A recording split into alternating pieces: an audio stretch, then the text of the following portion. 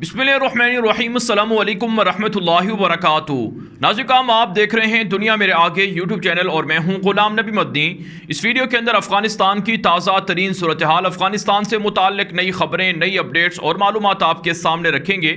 अफ़गानिस्तान में अफ़गान तालिबान की फतूहात का सिलसिला जारी है। 18 मुकम्मल सूबे अफ़गान तालिबान फ़तह कर चुके हैं और बाकी के सूबों को फ़तह करने के लिए अफ़गान तालिबान के हमले, मुहासरे, बातचीत और दीगर हिकमत अमलियाँ जारी हैं। अफ़गान तालिबान मज़ीद 2 सूबों के अंदर एक कार्रवाइयाँ कर रहे हैं जो किसी भी वक्त तालिबान के कब्ज़े में, तालिबान के कंट्रोल में जा सकते हैं। इस हवाले से हमारे पास जो अब तक की ताज़ा तरीन मालूमात हैं कि सूबा पख्तिया और सूबा पख्तीका ये दोनों जुड़वा सूबे हैं जहां पर अफ़गान तालिबान और काबुल फ़ौज के दरमियान शदीद लड़ाई हो रही है और अफ़गान तालिबान यहां पर मुहासरा भी किए हुए हैं और मुजाहिदीन पेश कदमी भी कर रहे हैं। किसी भी वक्त ये दोनों सूबे तालिबान के पास जा सकते हैं, जिसके बाद अफ़गानिस्तान के कुल 20 सूबों का कंट्रोल तालिबान के पास हो सकता है। और ये भी ऐन मुमकिन है कि जिस वक्त आप ये वीडियो देख रहे हों उस वक्त तक ये दोनों सूबे तालिबान के पास जा चुके हों। इसलिए नाज़रीन काम बर वक्त और फौरी खबरों से, ब्रेकिंग न्यूज़ से अपडेट रहने के लिए आप हमारे ट्विटर अकाउंट गुलाम नबी मदनी को लाजमी फॉलो करें। वहाँ पर लम्हा बलम्हा जो अपडेट है, जो बड़ी खबरें हैं, वो आपके सामने ट्विटर पर नशर हो जाती हैं। तफसीलात आपको वीडियो के अंदर बताई जाती हैं।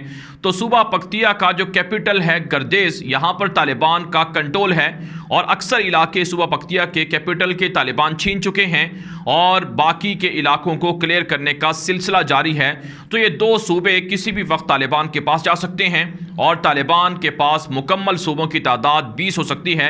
अब तक जो अफ़गान तालिबान के पास सूबे हैं इसमें सूबा निमरूज़ है, कुंदूज़ है, जोजान है, ताखार है, सरायपुल है, समनगान है, बदख्शां है, फरा है, हेरात है, बादगीस है, गौर है, हिलमंद है, कंधार है, गजनी है, लूगर है, जाबुल है, बखलान है, अरोज़गान है और इसके बाद 2 मज़ीद सूबों को ऐड कर लिया जाए, पख्तिया और पख्तीका।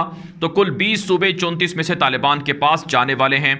नाज़रीन काम अफ़गान तालिबान को जो मुख्तलिफ 18 सूबे फ़तह करने का मौका मिला है, इन 18 सूबों के अंदर काबुल फ़ौजों का जो काबुल फ़ौजी हैं, पुलिस एहलकार हैं, सरकारी एहलकार हैं, वो सरेंडर कर रहे हैं। हमारे पास जो एक बड़ी ब्रेकिंग न्यूज़ सामने आई है सूबा कंधार से कि 4000 काबुल फ़ौजी, पुलिस एहलकार, सरकारी ओहदेदार वो तालिबान के सामने सरेंडर हुए हैं।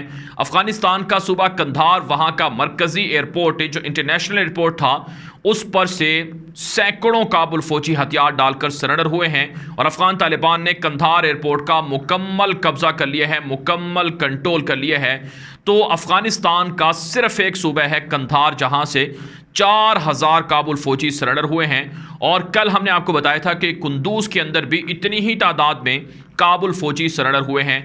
जो अफ़गानिस्तान के तालिबान हैं उनके ज़राए कहते हैं कि अफ़गानिस्तान के अंदर एक काबुल हुकूमत की जो फ़ौज है वो 7 हिस्सों में तकसीम है, उसके 7 यूनिट हैं। इन 7 में से 4 यूनिट मुकम्मल तौर पर तालिबान के पास जा चुके हैं, सरेंडर हो चुके हैं, जिसका मतलब ये है कि अफ़गानिस्तान की आधी से ज़ायद फ़ौज तालिबान के सामने हथियार डाल चुकी है, सरेंडर हो चुकी है।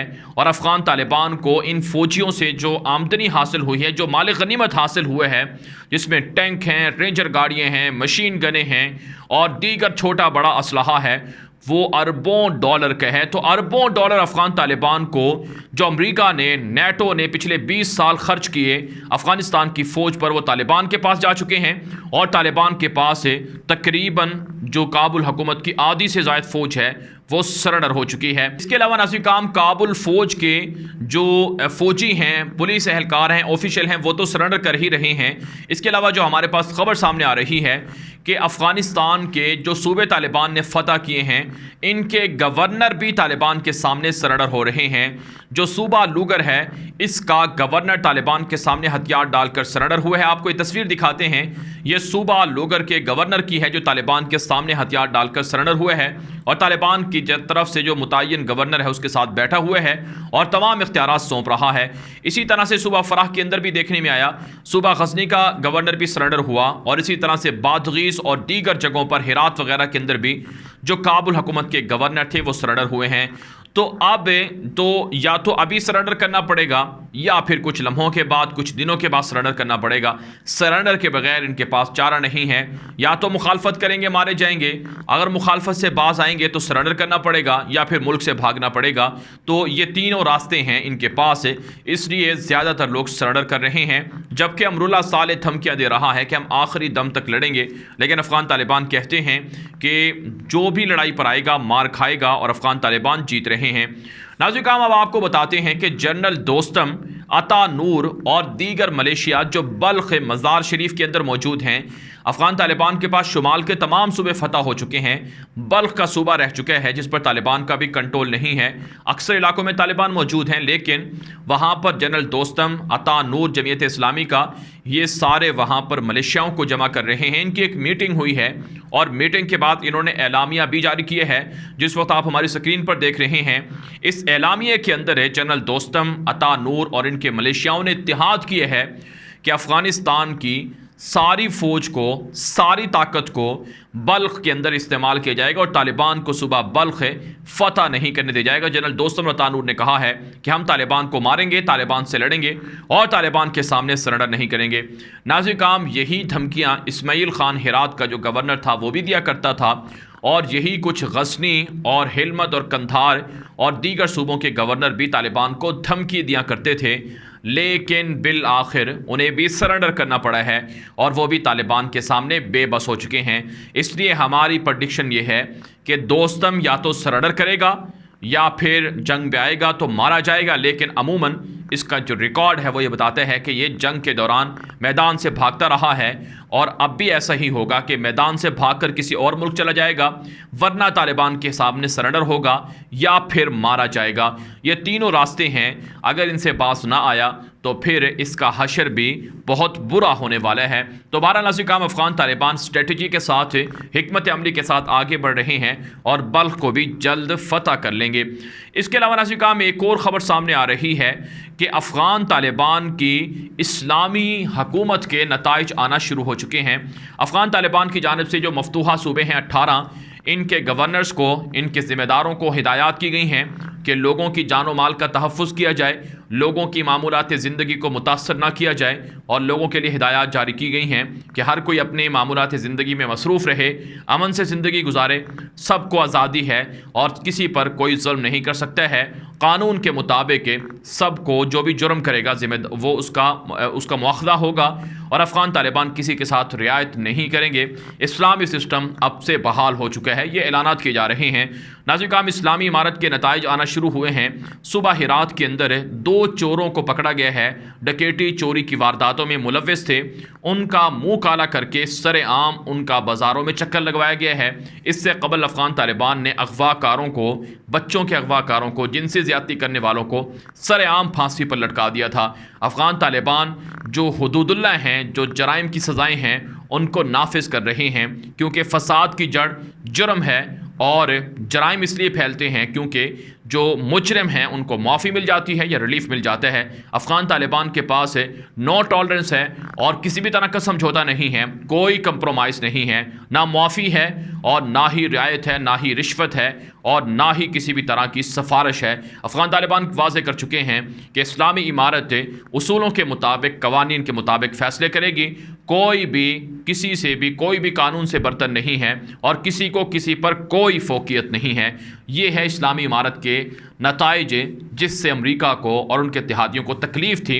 हिलमत की फ़तह से अमरीका जो मंशियात फ़रोश था, मंशियात फ़रोशों का एक तरह से सबसे बड़ा मास्टरमाइंड था, उसे तकलीफ़ हुई है। अफ़गान तालिबान दुनिया के अंदर जो मंशियात की फ़रोशी थी, मंशियात फ़रोशों के ज़रिए से जराइम में इजाफ़ा था, उनको ख़त्म करेंगे और दीगर जगहों पर भी इस तरह का इस्लामी निज़ाम ला रहे हैं ताकि सब के सब लोग मुतमईन रहें, अमन से ज़िंदगी गुजार सकें। इसके अलावा नाज़रीन, अफ़गानिस्तान से एक और ख़बर सामने आ रही है कि अफ़गान तालिबान ने हालिया फतूहात पर पड़ोसी मुल्कों के लिए भी एलामिया जारी किए है। अफ़गान तालिबान के जो ज़राए हैं वो बताते हैं कि हमने पड़ोसी मुल्कों को बता दिया है कि आपके लिए हम मसाइल पैदा नहीं करेंगे और अफ़गानिस्तान की सरजमीन हमारे किसी भी जो पड़ोसी मुल्क है उसके ख़िलाफ़ इस्तेमाल नहीं होगी। अफ़गानिस्तान के पड़ोसी मुल्कों में पाकिस्तान है, जिसकी सरहद अफ़गानिस्तान से तकरीबन 2690 किलोमीटर तक वसी है, तवील है, सबसे ज़्यादा सरहद पाकिस्तान के साथ जुड़ती है और पाकिस्तान ही अफ़गानिस्तान की जंग से सबसे ज़्यादा मुतासर हुआ है, तो पाकिस्तान को भी फ़ायदा होगा। अफ़गान तालिबान की जानिब से ऐलान किया गया है। इसी तरह से ईरान है और ताजिकिस्तान है, तुर्कमानिस्तान है, उज़्बेकिस्तान है, ये भी पड़ोसी मुल्क हैं और चाइना और रशिया भी किसी तरह से पड़ोसी मुल्क हैं। इन सब को भी हिदायत जारी कर दी हैं।